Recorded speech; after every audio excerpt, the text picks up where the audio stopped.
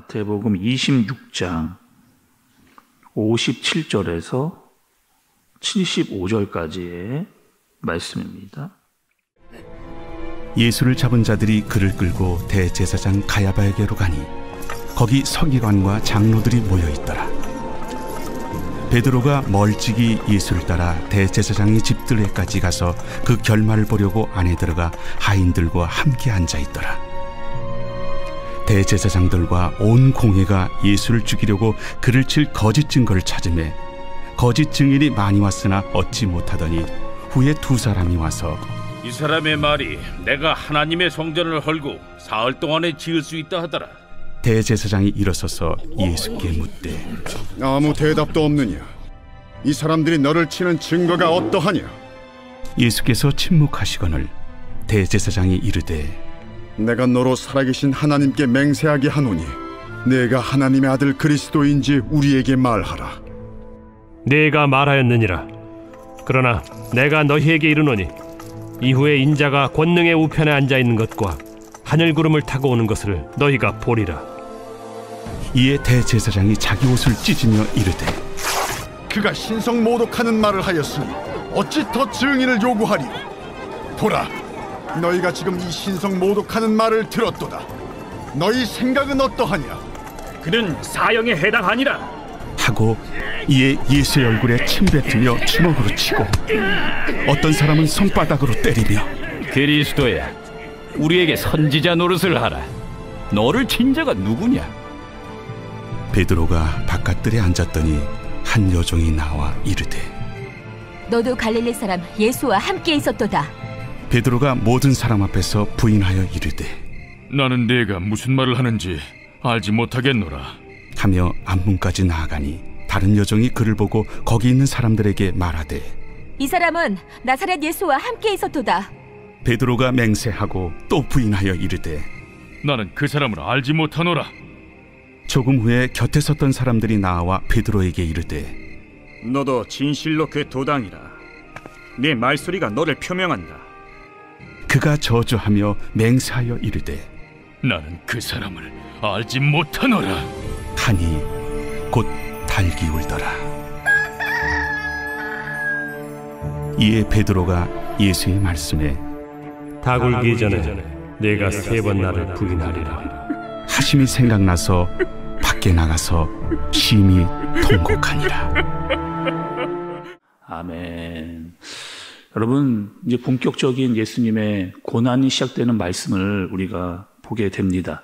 예수님께서 붙잡히셨습니다. 그리고 가장 먼저 이제 신문을 받게 되어지는 그런 내용이 이제 본문에 등장을 하게 됩니다. 먼저 예수님은 대제사장이었던 가이바에게 잡혀가셨고 또 잡혀가 보니 거기에 서기관들과 장로들이 가득 모여 있는 유대의 가장 큰 최대 권력기관에 잡혀가게 되신 거죠. 그리고 지금 예수님께서 받고 계신 어떤 여러 질문들은 신문이라고 보기보다는 오히려 그들이 예수님을 모아놓고 작당 모의를 하고 있는 것과 같은 그런 모습입니다. 거짓 증인들이 나와왔고 터무니없는 증거들을 들이대면서 예수님을 몰아가고 있는 그런 상황.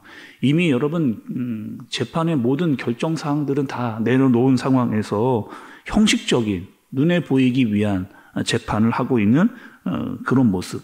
더군다나 중요한 것은 여러분 이 재판이 밤에 이루어지고 있는 겁니다. 지금도 뭐 재판이 밤에 일어나는 경우는 거의 볼 수가 없고 그 당시에도 최대 권력기관이 밤에 재판을 한 경우는 거의 없었다고 그래요. 그런데 이 불법적인 재판이 지금 이루어지고 있는 그리고 모든 문제와 초점이 예수님께 받쳐져 있는 그런 상황입니다. 또 예수님께서 이런 이야기도 하셨잖아요. 성전을 사흘 만에 헐고 다시 짓겠다라고 했던 그 이야기도 이들에게는 이해할 수 없는 이야기였습니다. 예수님께서 그렇게 이야기하신 것은 자기의 몸을 앞에 두고 그렇게 하신 말이었는데 그들의 성전을 모독했다라고 이야기하면서 예수님을 유죄로 몰아가고 있는, 그러니까 어떻게 해서든지 죄를 예수님께 뒤집어 씌워서 예수님을 죽이려고 하는 목적으로 혈안이 되어져 있는 그런 모습입니다. 그런데 여러분, 한 가지 우리가 좀 더 자세히 살펴볼 것은 이스라엘이 로마의 통치를 받고 있었기 때문에 아무리 유대가 사형 선고를 내린다 할지라도 사형 집행을 할 수 있는 능력은 없었습니다. 그래서 이 유대의 최고 권력기관을 예수님을 죽이지 못하고 이들이 어떻게 하느냐, 로마의 법정으로 다시 예수님을 보내고 있는 그런 상황인 거죠. 그래서 예수님께서 빌라도 앞으로, 로마의 총독이었던 빌라도에게로 잡혀가는 그런 상황입니다. 그리고 이번에도 그들의 제목은 예수님이 로마의 황제에게 반역을 했다라고 하는 제목으로 또 고소를 하게 되어지고 있는 그런 상황입니다. 그런 상황 가운데 예수님은 어떻게 하셨는가? 유대에서 또 로마에서 잡혀가서 여러 신문을 받고 있는 예수님의 모습 가운데 또 예수님 어떤 말씀을 하셨는가? 함께 여러분 보시면 63절입니다.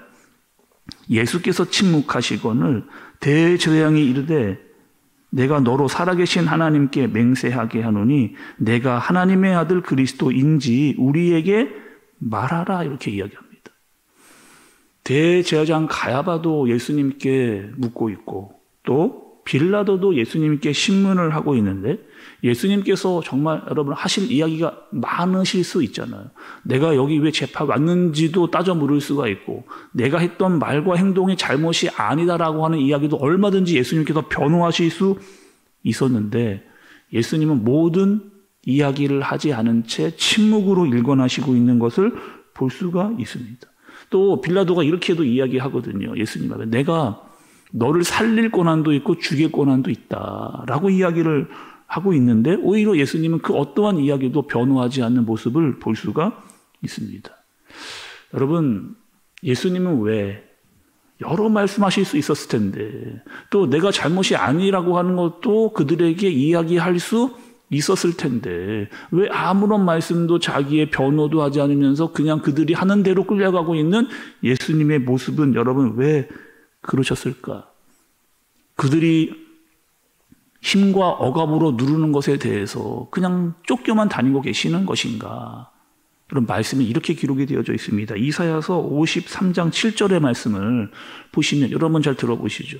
예수님에 대해서 이렇게 기록이 되어져 있어요. 그가 곤욕을 당하여 괴로울 때에도 그의 입을 열지 아니하였으며 마치 도수장으로 끌려가는 어린 양과 털 깎는 자 앞에서 잠잠한 양같이 그의 입을 열지 아니하였도다.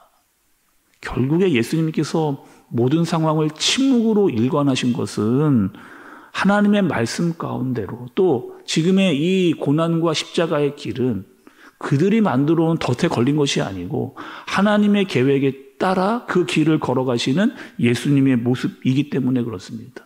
또 그 어떠한 말도 하지 않으신 것은 충분히 변호할 수 있고 12군단을 더 불러서 그 자리에 있는 사람들을 다 처리할 수 있었지만 그것이 하나님의 뜻이 아니었고 또 결국 하나님의 때와 방법으로 하나님의 일을 이루기 위해 그 길을 걸어가고 있는 예수님의 모습, 또 구약에 예언되었던 선지자의 모든 말들이 신약에 와서 이루어지고 있는 그 모습을 예수님께서 친히 보여주고 계십니다.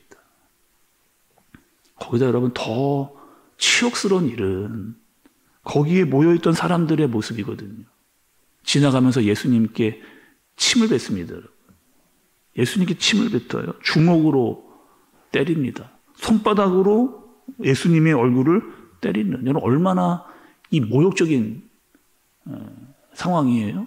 침 뱉고 주먹으로 때리고 뺨을 때리는 이런 치욕적인 능력을 예수님이 당하시는 거죠. 그리고 네가 진짜 하나님의 아들이라는 거예요. 네가 진짜 하나님의 아들이냐, 그리스도냐, 이렇게 조롱을 하고 있는 그 모습. 우리가 어제 새벽 말씀에도 좀 들었지만 예수님께서는 세상의 방법대로 그대로 똑같이 여러분 대할 수 있었습니다. 그러나 예수님의 방법은 세상과 방법과 다르다라고 하는 이야기를 우리가 들었죠. 또 네가 정말 그리스도냐라고 하는 이 질문에 예수님께서 이렇게 대답을 하십니다. 64절의 말씀을 보면 예수께서 이르시되 내가 말하였느니라. 그러나 내가 너희에게 이르노니 이후에 인자가 권능의 우편에 앉아 있는 것과 하늘 구름을 타고 오는 것을 너희가 보리라 하시니 이렇게 이야기한 거죠.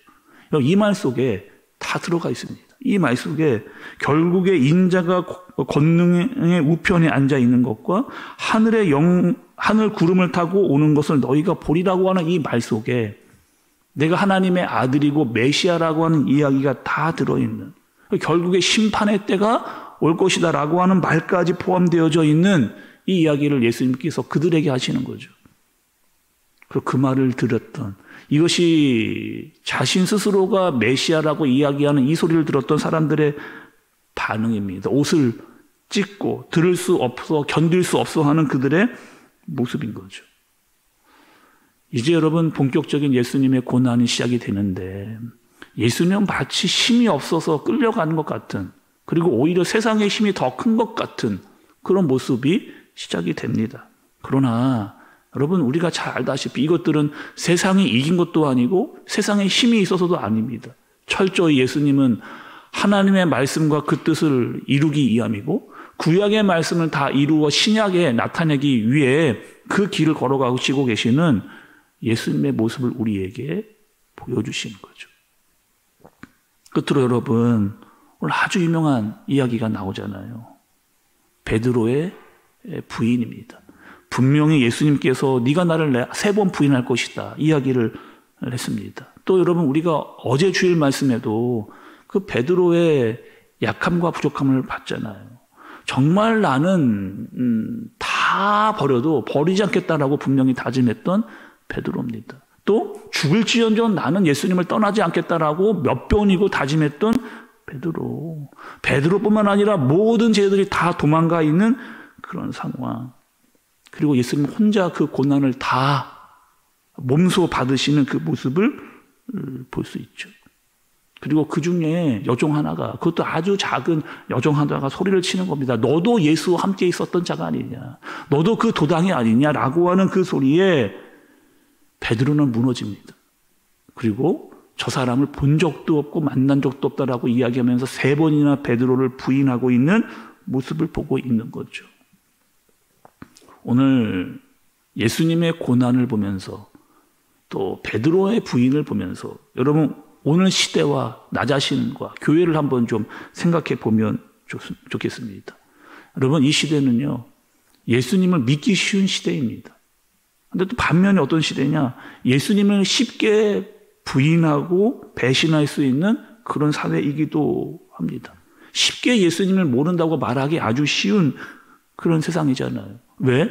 세상의 소리가 더 크게 들리기 때문에, 예수님보다 세상이 중요하다라고 하는 것을 더 따라가기 쉬운 세상이기 때문에, 누군가 나에게 너도 예수 믿는 자냐, 교회 다니는 자냐라고 이야기할 때에 마음에 그것이 두려움이 되어서 쉽게 예수님을 모른다, 교회 다니지 않는다라고 말하기 쉬운 베드로와 같은 모습이 혹여나 나에게 있지는 않은가. 이번 주간 여러분, 우리가 한 주간 고난 주간을 걸어가면서 이 길, 예수님께서 앞에 걸어가시면서 받고 있는 그 고난은 과연 누구를 위한 고난인가? 왜 사람들에게 침뱉음을 당하고 주먹으로 맞고 뺨을 맞으시는지, 또 무고한데도 불구하고 여기저기로 끌려다니면서 신문을 당하고 계신 것인지, 나는 혹여나 가야바와 같은 사람은 아닌지, 베드로와 같은 사람은 아닌지, 너무나 연약하고 부족해서 자꾸 넘어지는 내 모습은 보이고 있지는 않은지. 여러분, 이번 주간, 한 주간, 또 오늘 그 고난 가운데로 들어가면서 깊은 묵상과 깨달음이 있는 저와 여러분들이 되어지시기를 간절히 바랍니다. 무엇보다요, 예수님은 침묵하셨습니다. 세상의 방법대로 대응하지 않고 끝까지 하나님의 방법대로 걸어가시는, 하나님의 말씀에 순종하시는 예수 그리스도를 바라볼 수 있는, 또 오늘 여러분 세상으로 나아가 많은 세상의 소리가 들리겠지만 그 속에서 우리는 어떻게 살아가야 될지를 예수 그리스도를 통해 보고 깨닫고 그분과 함께 걸어갈 수 있는 저와 여러분들 되어지시길 예수님의 이름으로 축복합니다. 기도하겠습니다. 하나님 아버지, 예수님은 철저하게 침묵하셨습니다. 그리고 자신의 길을 걸어가셨습니다. 세상은 예수님을 모욕하고 조롱하고 폭력을 가했습니다. 그러나 예수님은 하나님의 뜻을 따라 순종했던 그 모습, 그 고난의 모습이 나의 죄 때문이라고 하는 사실을 깨닫고 앞서 가시는 예수님을 바라보며 우리도 자기를 부인하고 십자가를 지고 따르는 신앙의 모습이 우리 가운데 있게 하여 주옵소서. 예수님의 이름으로 기도드리옵나이다. 아멘.